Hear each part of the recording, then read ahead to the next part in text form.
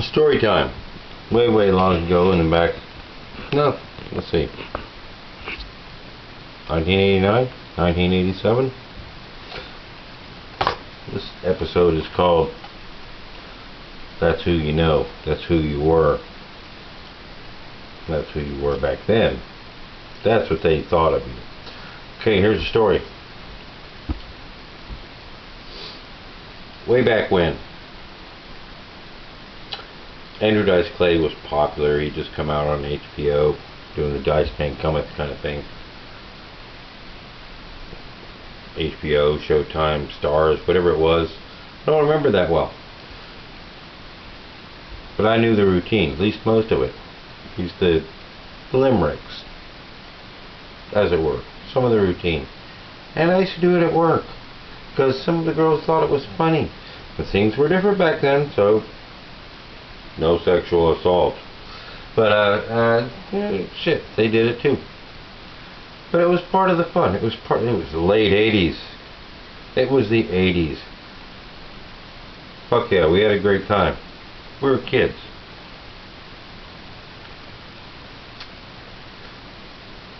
You know. It was bar life. Late 80s. Okay, so, as the story goes, one of the girls, we'll call her Stephanie. She'd like to hear a little bit about, I'm standing in line at the bank, you know how boring it is at the bank. I got my tongue stuck up this chick's ass kind of thing, Andrew Dice Clay. All credit goes to Andrew Dice Clay. And she'd laugh and she'd laugh and laugh and laugh and she said, Pete, do that Andrew Dice Clay bit. I said, oh, okay. No, okay. Please, yeah, okay. Sure, why not? I'm going to air this too, believe it or not. Is the lens open? Sure it is. Okay, so everything's all good, right? You know? We didn't talk like that back then. But days went on, days went on. Until one day, Stephanie was... That's not a real name. She was moving away. She was going to a party. Going away party. She was moving to Arkansas, across the state line. So I was invited. We're all invited. I said, sure, why not? Of course, we're all drinking. At least I was. A lot. I was young. Late 20s. Drank a lot. It's good times. Bar life in the 80s was a blast. I tell you that. So, it was at this place, which is now located, I can't remember the name of it. It was 71st and Yale, northeast corner. There's a spot in there, and so I said, sure, I'll go.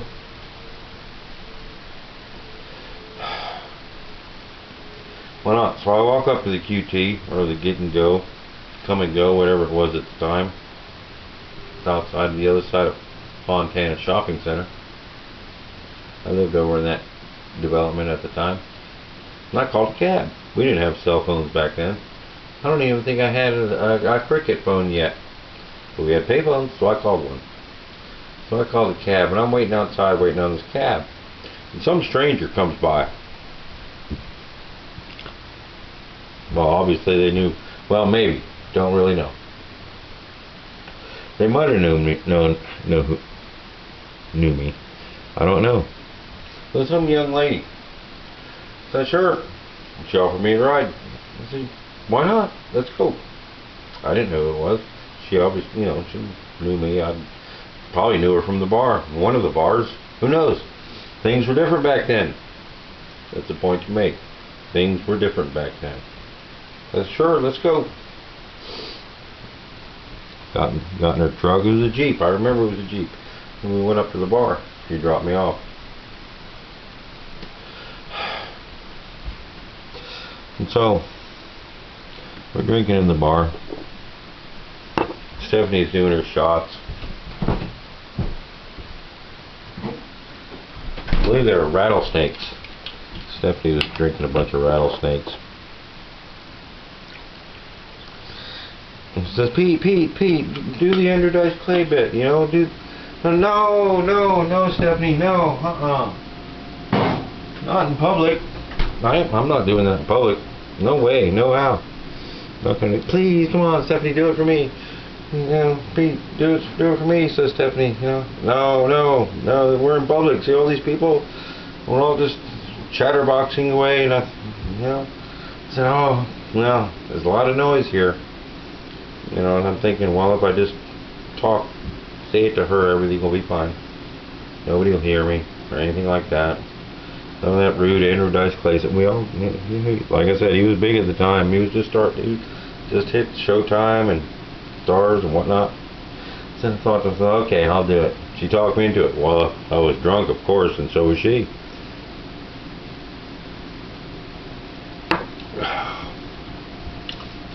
So I got into character. So I got my tongue stuck up this chick's ass, right? You know how boring it is standing in line at the bank, etc. Hickory dickory, you know, and she laughed and she laughed and she laughed, and then it was all done, and I went and sat down. And everything was good. Time goes by. I said, hey, where's Stephanie? Oh, I think she went and got sick. She was getting sick. Oh no, me worried. Oh no, I better go check on her. So I went outside. Found out she was outside. Went outside to get sick. Throw up. Stephanie, you okay? Stephanie, you okay? Who is it? It's Pete. Oh, that weird guy. Ah. No matter how drunk you are, it just hits you like a ton of bricks. So you just know. Oh, you know, that's how it is. And I'm okay with it. And even at that time, I was still okay with it. I didn't get mad. I just went, I said, well, you just take care of yourself and vomit all you like. I'm going back in. I'm probably going to go home. Okay, good night. That's when you know. It doesn't matter what year it is, what century it is, or what decade it is. When somebody tells you something like that, you know. But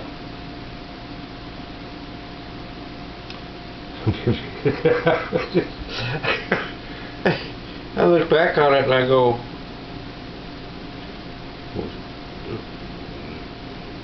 it was my fault. I know, it was my fault. I should have just sat down and said, no, I'm not going to do it. But I knew I would, and she knew I would, and all she had to do was ask.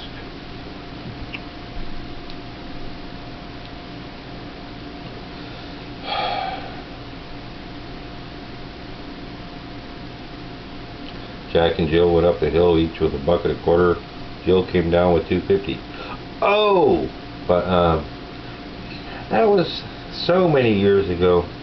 And the Dice Man, he's still around. This is, what did I say, 87, 89, somewhere around there.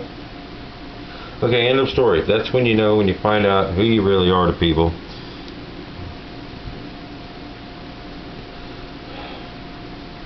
And it's okay to make an ass out of yourself. It really is.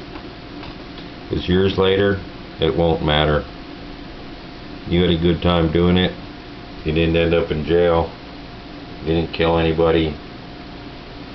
Didn't run anybody off the road. Didn't cause anybody's death. You just made an ass out of yourself because you're being humorous. Because someone wanted you to do this silly little routine. And it's okay. It really is. And otherwise, on a different note, we'll get back to you on that. More parts coming. Merry Christmas. Thanks for watching.